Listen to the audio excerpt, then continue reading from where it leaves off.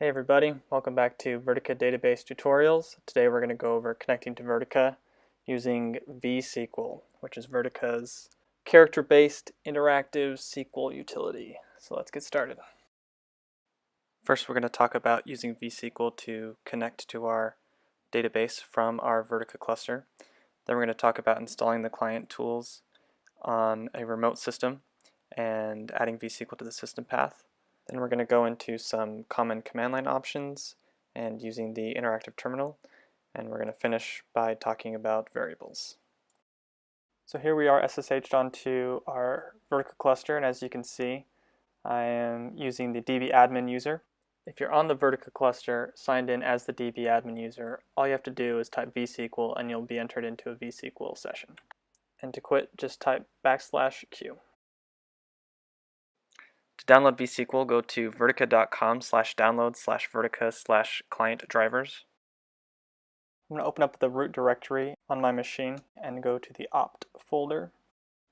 Now I'm going to drag the folder that was extracted and move the Vertica folder into the opt directory. This is going to require authentication.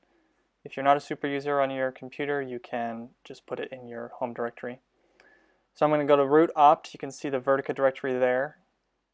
I'm going to cd into that directory. You have the bin directory. I'm going to cd into there, and you can see the VSQL utility. So I'm going to run that right now, and as you can see, because I haven't given any connection parameters, it's just giving me an error message.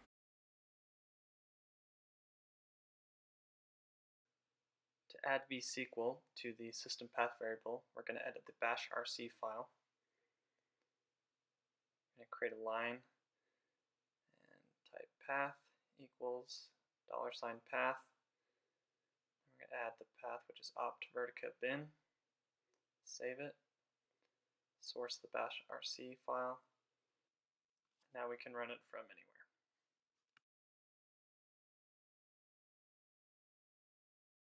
So here I'm executing VSQL with the lowercase c option, which allows me to execute a SQL statement from the command line. This is just a simple query from the tables system table, and here's the output here. Kind of garbled up in this small display. Now I'm going to add the -x option, which shows expanded table output. You can see each record individually. Now I'm going to use the -a option, which echoes all of the command input. As you can see up there at the top, you can see select star from tables.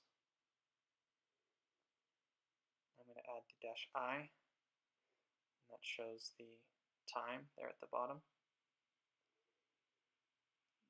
-o is for the output file. I'm going to put output.log. And as you can see here, there's the select statement and the time that was echoed to the console. When we look at the file, we'll only see the table. We won't see the command or the time. If you want all of it in a file, you can get rid of the -o option and just redirect the output of the VSQL command to the log file.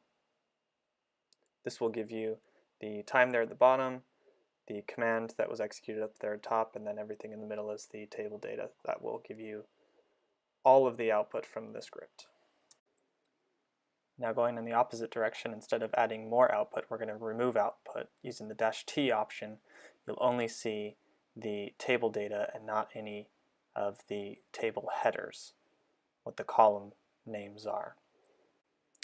And if you add the -A, the output will no longer be aligned. Now we're going to add the -F for field separator. We're going to use just a comma.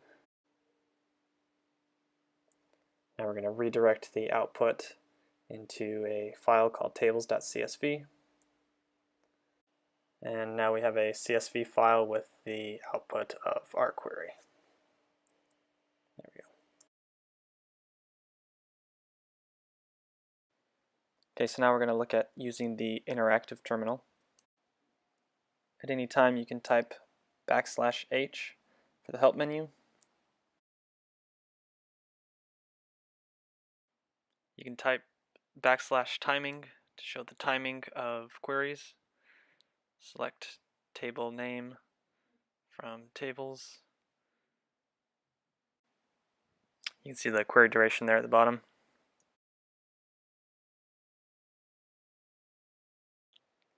Now if you type \A, the alignment toggles on and off.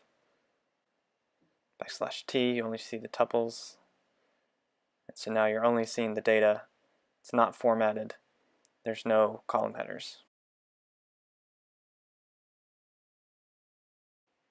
Okay, so now we're going to talk about variables in VSQL. So we've entered the interactive terminal, and I'm going to type \set greet space in quotes hello Vertica. And now I'm going to echo \echo greet. You can see there it didn't echo hello Vertica, it echoed greet. Now in Bash you'd add a $sign for variables. In VSQL you use the colon, so that you see hello Vertica. So now I'm going to try and select greet, but we're going to get an error here, as you'll see.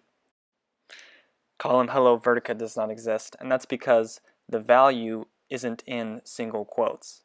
And so there's kind of a workaround you can do here. I'm going to set the variable greet to triple single quote. And then what you'll see here, when I echo greet, you see in single quotes hello Vertica.